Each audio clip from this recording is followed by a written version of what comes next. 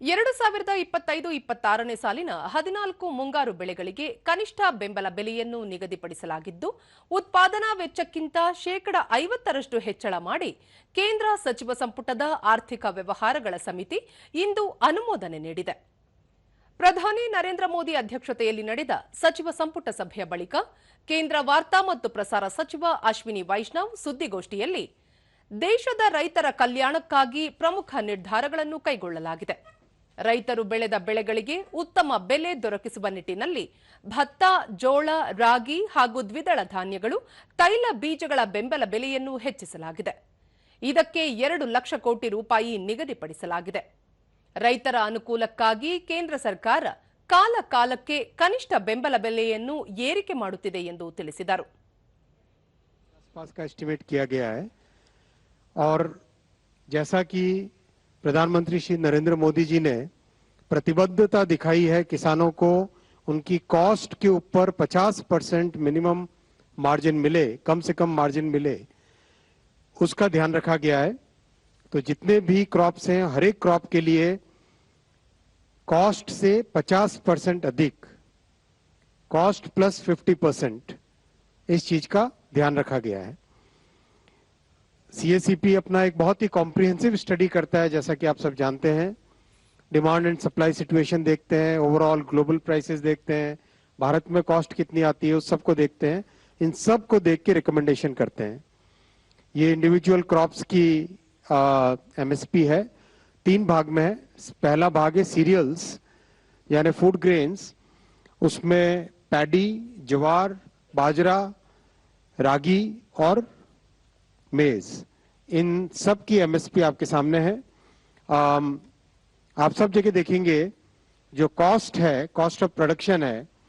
और ಹುಚ್ಚೆಳ್ಳಿಗೆ ಗರಿಷ್ಠ ಬೆಂಬಲ ಬೆಲೆಯನ್ನು ನಿಗದಿಪಡಿಸಲಾಗಿದ್ದು, ಕ್ವಿಂಟಾಲ್ಗೆ 820 ರೂಪಾಯಿ, ರಾಗಿಗೆ 596, ಹತ್ತಿಗೆ 589 ಹಾಗೂ ಎಳ್ಳಿಗೆ 579 ರೂಪಾಯಿ ಶಿಫಾರಸು ಮಾಡಲಾಗಿದೆ ಎಂದು ಹೇಳಿದರು.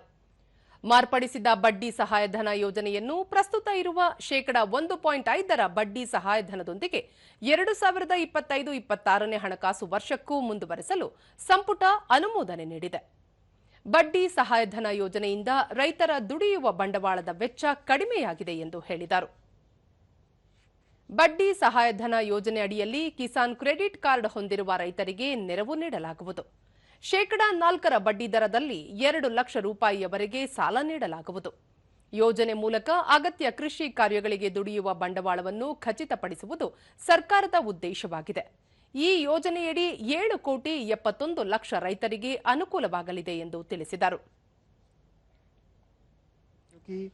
किसानों को उनकी उपज का एक उचित मूल्य मिले, इसके लिए मोदी सरकार प्रतिबद्ध है। इस साल हम भारतीय रेलवे वर्ल्ड में second largest cargo carrying railway बनी है, यूएस को पीछे रख के। 1.6 billion tons, 1612 million ton cargo carry किया पिछले साल, और ये एक डिसाइसिव जंप है। 10 साल पहले अगर देखो तो 1100 ನೆಲ್ಲೂರು ನಡುವೆ 4 ಪಥಗಳ ಹೆದ್ದಾರಿ ನಿರ್ಮಾಣಕ್ಕೆ ಅನುಮೋದನೆ ನೀಡಲಾಗಿದೆ. ಹೆದ್ದಾರಿ ನಿರ್ಮಾಣದಿಂದ ಪ್ರಮುಖ ಆರ್ಥಿಕ ಚಟುವಟಿಕೆ ಪ್ರದೇಶಗಳಾಗಿರುವ ಕರ್ನಾಟಕದ ಹುಬ್ಬಳ್ಳಿ, ಹೊಸಪೇಟೆ ಹಾಗೂ ಬಳ್ಳಾರಿಗಳಿಗೂ ಉತ್ತಮ ಸಂಪರ್ಕ ದೊರೆಯಲಿದೆ.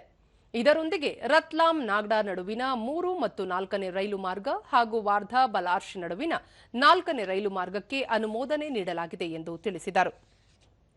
Because as you know, when you compare highway and railway, आपका environment CO2 emissions are practically 95% less in railways. 95% कम होता है रेलवेज में।